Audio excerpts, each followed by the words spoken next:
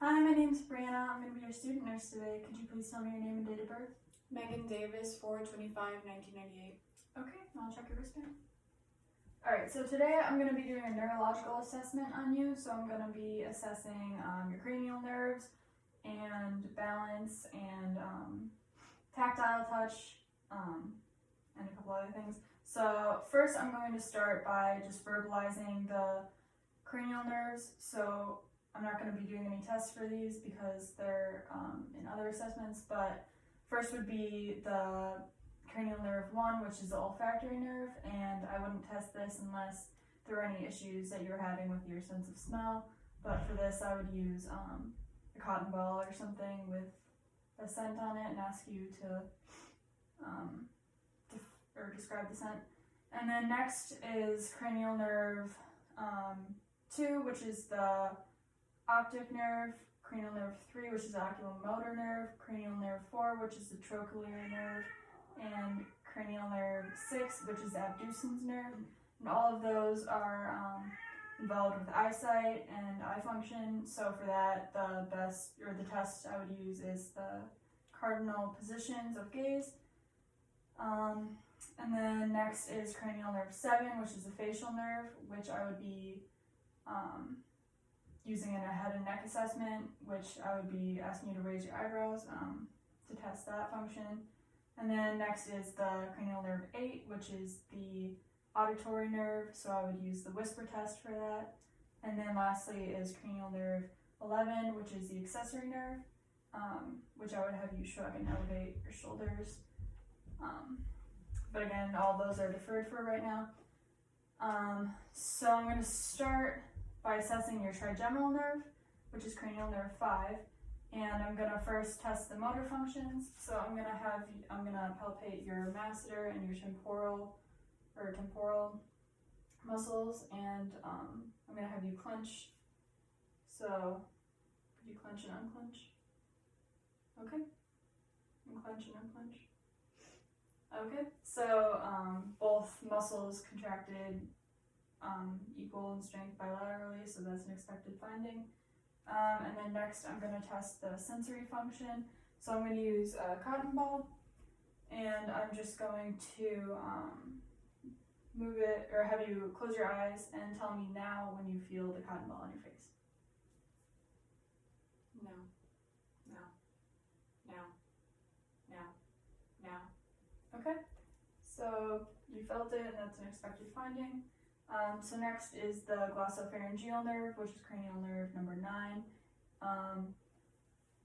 I'm not going to do this today, but normally I would have you drink a glass of water and see how you can swallow, and if you had any issues with swallowing, and then also ask about your taste.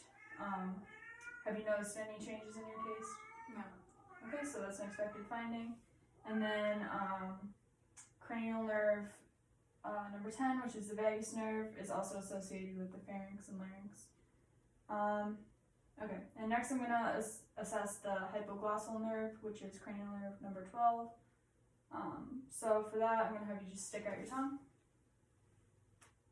Alright, and I can see that it is midline and equal in size on both sides. So that's an expected finding. So that's it for the cranial nerves. Next, I'm going to assess your cerebellar functions. So I'm going to start with the gait, looking at your gait. So if you could stand up and just walk a little towards the camera and back.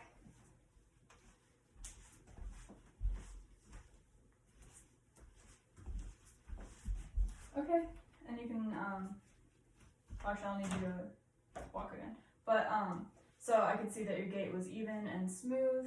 And effortless, so those are all expected findings. Next, I'm going to have you do the tandem walking, which is the heel to toe. So I'm gonna have you look straight ahead and just walk forward, touching your heels to your toes.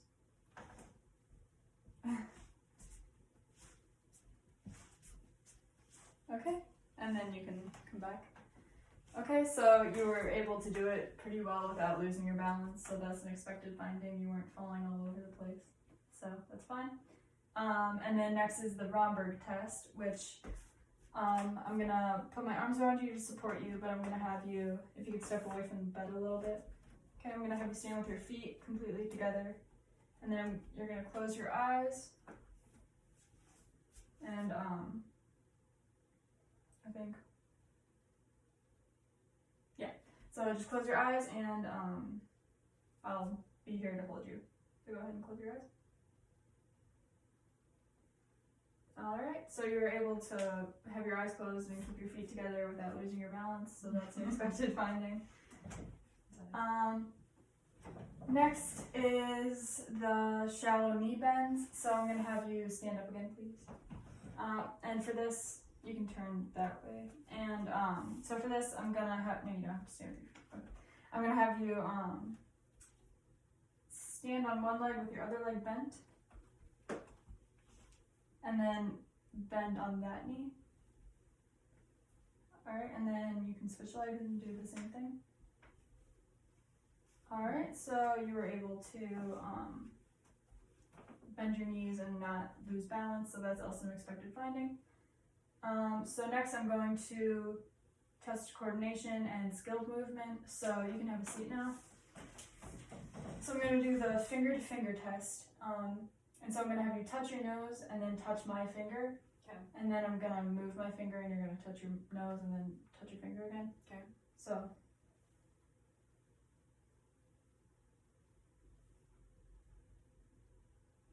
Okay. And you were able to touch my finger without any issues, so that's an expected finding. And then next is the finger to nose test. So for this, you'll close your eyes and keep one arm out like that, and then alternate. There goes. Yeah. Okay. And you're able to touch your nose with your eyes closed, and everything is expected there, so that's normal. And lastly is rapid alternating movements. So for this, I'm just going to have you place your hands on your legs and increasingly get faster. Okay. And that's also an expected finding. You were able to do it pretty fast without any issues. So those are all expected. So next I'm going to test your sensory system. So I'm going to, with your eyes closed, I'm going to touch you with either a sharp or a dull object. So this is dull and this is sharp. So I want you to tell me if you feel dull or sharp. Okay. Alright, so you can have or close your eyes. Dull. Dull. Sharp. Sharp. Dull. Sharp. Sharp. Dull. Okay, and then I'm going to move to your, could you pull up your sleeves a little bit? Okay, and close your eyes again. Dull. Sharp. Sharp. Sharp. Dull. Dull. Sharp. Sharp. Dull. Sharp. Sharp. Sharp. Dull. Sharp. Dull. Sharp. Sharp. Sharp. Dull. Dull. Sharp. Sharp. Okay, so I went through your face to your lower legs, and you were able to tell if everything was dull or sharp, and you were correct each time, so that's an expected finding. And then next, I'm just going to use the cotton ball to assess light touch. So I'm going to have you close your eyes again and just say now when you feel the cotton ball. Now. Now. Now. Now. Now. Now. Now. Now. Now. Now. Now. Now. Alright, so you were able to tell me when you feel it each time, and that's also an expected finding, so that's that for light touch. Next is going to be tactile discrimination, so that's fine touch. So first I'm going to